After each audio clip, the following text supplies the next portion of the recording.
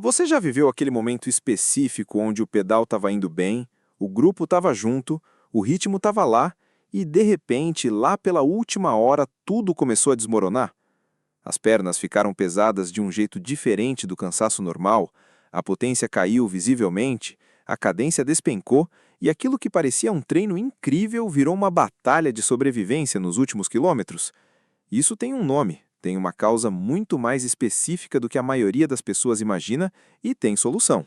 Uma solução que, quando aplicada de forma completa, vai transformar não só o seu final de pedal, mas a qualidade do treino inteiro, a sua recuperação e a sua evolução como ciclista semana a semana. Hoje eu vou te mostrar exatamente como evitar a queda de rendimento no final do pedal, por que ela acontece do ponto de vista fisiológico, quais são os erros que a maioria dos ciclistas comete e que garantem esse colapso de rendimento toda semana e o que você pode fazer de forma prática e imediata para chegar nos últimos quilômetros ainda com potência, ainda com ritmo e ainda com prazer. Antes de continuar, comenta aqui embaixo se você sofre com queda de rendimento no final dos pedais. Sempre, às vezes ou raramente. Escreve aí, porque a sua resposta me ajuda a entender o perfil de quem está assistindo e vai guiar os próximos conteúdos do canal. Vamos começar entendendo por que o rendimento cai no final do pedal, porque sem entender a causa você não consegue atacar o problema de forma eficiente. A queda de rendimento no final dos treinos longos é um fenômeno multifatorial, o que significa que raramente tem uma única causa isolada. Ela é quase sempre o resultado de uma combinação de fatores que se acumulam ao longo do treino e que chegam a um ponto crítico nos estágios finais do esforço, exatamente quando você mais precisa de rendimento. O primeiro fator é o esgotamento progressivo dos estoques de glicogênio muscular e hepático, que, como eu já expliquei em outros vídeos, são o combustível preferencial do organismo para esforços de intensidade moderada a alta. Quando esses estoques caem abaixo de um nível crítico, o corpo reduz involuntariamente a intensidade do esforço como mecanismo de proteção, e você experimenta isso como aquela sensação de não ter mais nada nas pernas que aparece sempre no mesmo ponto do percurso toda semana. O segundo fator é a fadiga muscular periférica acumulada, que é o comprometimento progressivo da capacidade contrátil das fibras musculares causado pelo acúmulo de metabólitos, pela microlesão do esforço repetido e pela depleção das reservas de fosfato de alta energia dentro das próprias células. O terceiro fator é a fadiga do sistema nervoso central, que é frequentemente subestimada, mas que é responsável por uma parte significativa da queda de rendimento no final dos treinos longos. O cérebro, ao detectar que os recursos estão se aproximando de um nível crítico, começa a reduzir o sinal de recrutamento muscular como mecanismo de proteção, antes que o músculo realmente chegue ao limite absoluto. E o quarto fator é o desequilíbrio de eletrólitos causado pela perda de sódio, potássio e magnésio ao longo do suor, comprometendo a função muscular, a transmissão nervosa e a capacidade de manutenção do equilíbrio hídrico celular. Agora que você entende por que o rendimento cai, vamos falar sobre como evitar cada um desses fatores de forma prática e aplicável. O primeiro e mais impactante conjunto de estratégias é a nutrição e hidratação durante o treino. E eu vou ser direto aqui, porque esse é o ponto onde mais ciclistas amadores cometem erros que custam rendimento caro. Você não pode esperar sentir fome ou sentir a energia cair para começar a comer durante o pedal. Quando você sente que a energia está baixando, você já está em déficit metabólico e vai levar tempo e energia extra para se recuperar. O certo é estabelecer uma rotina de alimentação desde o início do treino, consumindo entre 30 e 40 gramas de carboidrato a cada 30 a 45 minutos de esforço acima de 1 hora de duração, e garantindo uma ingestão de líquido de pelo menos 600 ml a 1 litro por hora, dependendo das condições climáticas. Nos pedais acima de 3 horas, aumentar a reposição de sódio com repositor eletrolítico ou tabletes de sal é fundamental para evitar a queda de rendimento causada pelo desequilíbrio eletrolítico que se acumula nas últimas horas de esforço. O segundo conjunto de estratégias é o controle inteligente de intensidade ao longo do treino. Ciclistas que mantêm a mesma intensidade do início ao fim de um treino longo, sem variações estratégicas de ritmo, sem momentos deliberados de intensidade reduzida para recuperação parcial e sem respeito às zonas de esforço adequadas para cada momento do percurso, chegam ao fim dos treinos muito mais depletados do que ciclistas que aprenderam a usar o terreno de forma inteligente.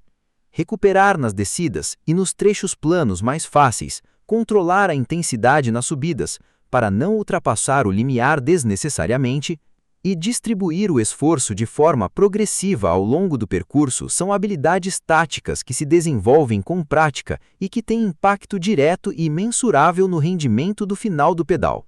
O terceiro conjunto de estratégias é o desenvolvimento da base aeróbica e do limiar de lactato através de treino estruturado e periodizado. Porque a melhor forma de evitar a queda de rendimento no final dos pedais a longo prazo é ter um motor maior e mais eficiente que aguente mais tempo em intensidade alta sem atingir o ponto de colapso metabólico. Isso leva semanas e meses de treino consistente e bem estruturado para se desenvolver, mas é o investimento com maior retorno que existe no ciclismo de resistência. E agora eu preciso te falar sobre algo que está dentro desse terceiro grupo de estratégias, mas que merece uma atenção completamente especial, porque é um dos elementos mais subestimados e, ao mesmo tempo, mais acessíveis disponíveis para ciclistas que querem evitar a queda de rendimento no final dos pedais. Eu estou falando da creatina. E antes que você pense que creatina é coisa de musculação, de ganho de massa, de atleta que quer ficar grande, eu preciso que você assista os próximos 2 minutos com muita atenção, porque o que eu vou te mostrar vai mudar completamente a forma como você pensa sobre esse suplemento no contexto do ciclismo de resistência. A creatina é o suplemento mais estudado da história da ciência do exercício. Não é exagero. São décadas de pesquisas publicadas nas maiores revistas científicas do mundo, com milhares de estudos analisando seus efeitos em diferentes modalidades esportivas, diferentes perfis de atletas e diferentes protocolos de suplementação. E o que toda essa ciência mostra, de forma consistente e replicável, é que a creatina não é apenas um suplemento de ganho de massa muscular, é um suplemento de performance que impacta diretamente múltiplos sistemas fisiológicos relevantes para o ciclista de resistência. Vamos entender o mecanismo. A creatina funciona como um sistema de reserva de energia de alta disponibilidade dentro das células musculares. O corpo usa uma molécula chamada ATP como moeda energética direta para a contração muscular, e a creatina, na forma de fosfocreatina, armazenada nos músculos, é o sistema mais rápido disponível para regenerar o ATP consumido durante o esforço, e quanto mais fosfocreatina você tem armazenada nos músculos, mais rápida e mais eficiente é a regeneração de ATP durante e entre os esforços, o que significa menos fadiga muscular acumulada, mais capacidade de manter a potência em esforços repetidos e melhor recuperação entre os momentos de alta intensidade dentro do mesmo treino.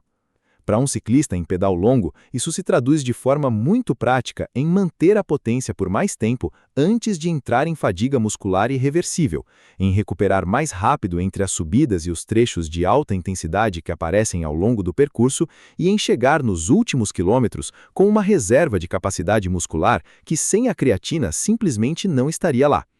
Mas os benefícios da creatina para ciclistas vão além do sistema de fosfocreatina. Estudos recentes mostram que a suplementação crônica com creatina, aquela feita de forma contínua ao longo de semanas e meses, promove adaptações musculares que aumentam a eficiência do uso de oxigênio pelas mitocôndrias, melhora a tamponação do lactato dentro das células musculares, reduz o dano muscular causado pelo esforço prolongado e acelera a recuperação entre as sessões de treino. Isso significa que com a creatina, você não só performa melhor no final do pedal de hoje, mas você também chega mais recuperado no treino de amanhã, absorve melhor os estímulos de cada sessão e acumula a adaptação de forma mais rápida ao longo das semanas. É um benefício que se multiplica com o tempo de uso. E aqui vem o ponto que eu acho mais impressionante de toda a discussão sobre creatina no ciclismo, e que ninguém fala com a clareza que deveria. A creatina é um dos suplementos com melhor relação custo-benefício que existe no mercado de suplementação esportiva. E quando eu digo melhor relação custo-benefício, eu estou falando de forma muito concreta. A dose eficaz de creatina monoidratada, que é a forma mais estudada e mais eficiente disponível, é de 3 a 5 gramas por dia, Uma embalagem de qualidade de creatina monoidratada com 300 gramas, que é um tamanho comum e amplamente disponível, tem entre 60 e 100 doses nessa faixa eficaz. Isso significa que você pode ter todos os benefícios que eu descrevi: manutenção de potência no final dos pedais, recuperação muscular acelerada, melhor absorção dos estímulos de treino, adaptação mais rápida ao longo das semanas, por um custo diário que é menor do que qualquer outro suplemento de performance disponível no mercado. Você gasta mais com o café que toma antes de pedalar do que com a dose diária de creatina, e o impacto na performance é mensurável, documentado e consistente em ciclistas de todos os níveis. Não existe outro suplemento no mercado com esse nível de evidência científica, essa amplitude de benefícios fisiológicos e esse custo diário tão acessível. Nenhum. É uma decisão que se paga com o primeiro pedal longo que você termina com rendimento, em vez de colapso. A forma de uso é simples: creatina monoidratada de 3 a 5 gramas por dia, todos os dias, incluindo os dias de descanso, dissolvida em água, suco ou junto com a refeição pós-treino. Não precisa de fase de carga, não precisa de ciclagem, não precisa de protocolo complexo. Consistência diária é o que gera o acúmulo de fosfocreatina intramuscular, que produz os benefícios.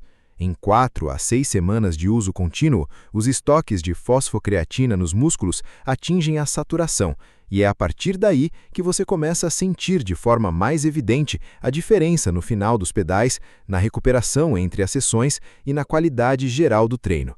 Voltando para as estratégias de evitar queda de rendimento, o quarto conjunto que quero destacar é o treino mental para os estágios finais do esforço. Como eu mencionei antes, parte da queda de rendimento no final dos pedais é gerada pelo sistema nervoso central como mecanismo de proteção antes do limite muscular real. Desenvolver a capacidade de reconhecer quando a fadiga é real e quando é gerada pela percepção de esforço do cérebro e de manter o ritmo e a potência através dessas sensações de fadiga é uma habilidade que separa ciclistas que chegam fortes no final dos treinos dos que sobrevivem até o fim. Técnicas práticas como estabelecer metas parciais ao longo do percurso, usar frases de ativação mental nos momentos de maior dificuldade, focar na mecânica da pedalada em vez do esforço percebido e usar a respiração como âncora de controle são ferramentas que podem ser desenvolvidas em treino e que têm impacto real e mensurável no rendimento dos estágios finais de qualquer pedal longo. O quinto conjunto de estratégias é a periodização e a recuperação entre os treinos, porque a queda de rendimento no final dos pedais também pode ser um sintoma de fadiga acumulada entre as sessões, e não apenas de fadiga dentro de uma única sessão. Se você está chegando nos treinos com déficit de recuperação das sessões anteriores, se seus estoques de glicogênio nunca chegam completamente cheios, porque o intervalo entre os treinos não é suficiente para a reposição completa, e se sua musculatura está em estado de microlesão acumulada por falta de recuperação adequada, a queda de rendimento vai aparecer cada vez mais cedo ao longo do treino, progressivamente. Semanas de carga reduzida a cada 3 a 4 semanas de treino intenso, sono de qualidade, nutrição pós-treino consistente e respeito aos sinais de fadiga excessiva são fundamentais para garantir que cada treino começa com o corpo em estado de prontidão máxima. E é aqui que eu preciso conectar tudo isso com o sistema de treinamento MNB, porque todas as estratégias que descrevi hoje, a nutrição durante o treino, o controle de intensidade, o desenvolvimento da base aeróbica, o uso inteligente da creatina, o treinamento mental e a periodização da recuperação estão integradas de forma completa e progressiva dentro do sistema MNB. O sistema foi desenvolvido para ciclistas amadores reais que querem chegar inteiros no final de cada pedal, que querem parar de sobreviver nos últimos quilômetros e começar a performar neles. Dentro do sistema MNB, você vai encontrar treinos completos e periodizados para todos os níveis, com estrutura específica para desenvolver a resistência ao final do esforço, que é exatamente o ponto crítico que discutimos hoje. Vai encontrar a planilha de treino de força específica para ciclismo, que junto com a creatina cria uma sinergia poderosa de desenvolvimento de força muscular resistente à fadiga. Vai encontrar as orientações alimentares práticas alinhadas com cada fase do treino, incluindo estratégias específicas de nutrição para pedais longos. E vai encontrar muito mais, um método completo que te acompanha do nível onde você está hoje até onde você quer chegar. O link para conhecer e acessar o sistema de treinamento MNB está na descrição desse vídeo e no comentário fixado aqui embaixo. Entra lá agora e conhece tudo o que está incluído. Para fechar, quero te deixar com um protocolo prático e completo que você pode implementar nos próximos 7 dias para começar a sentir a diferença no final dos seus pedais imediatamente. No dia 1, comece a tomar 3 a 5 gramas de creatina monoidratada por dia, todos os dias, junto com a refeição pós-treino. No dia 2, revisa sua estratégia de alimentação durante o pedal e estabeleça uma rotina de consumir alguma fonte de carboidrato a cada 45 minutos de esforço acima de 1 hora de duração. No dia 3, no próximo treino longo, reduza a intensidade do primeiro terço do percurso para que você consiga falar frases completas. Conserve o glicogênio para os estágios finais e compare como chega nos últimos quilômetros em relação ao treino anterior. Em 4 a 6 semanas usando creatina de forma consistente, alimentando-se de forma estratégica durante o pedal e controlando a intensidade de forma inteligente, você vai ter uma experiência completamente diferente nos estágios finais dos seus treinos longos. Não é promessa, é fisiologia aplicada ao ciclismo com método e consistência. Agora, me responde nos comentários, porque eu quero saber de verdade. Você já usou creatina antes? Conhecia os benefícios dela especificamente para ciclismo de resistência? Escreve aqui embaixo com honestidade, porque a sua resposta vai guiar os próximos conteúdos do canal e pode ajudar centenas de outros ciclistas que têm essa mesma dúvida. Deixa o like se esse vídeo te deu estratégias concretas para evitar a queda de rendimento no final dos pedais. Compartilha com aquele amigo ciclista que sempre chega destruído nos últimos quilômetros e acha que é falta de condicionamento.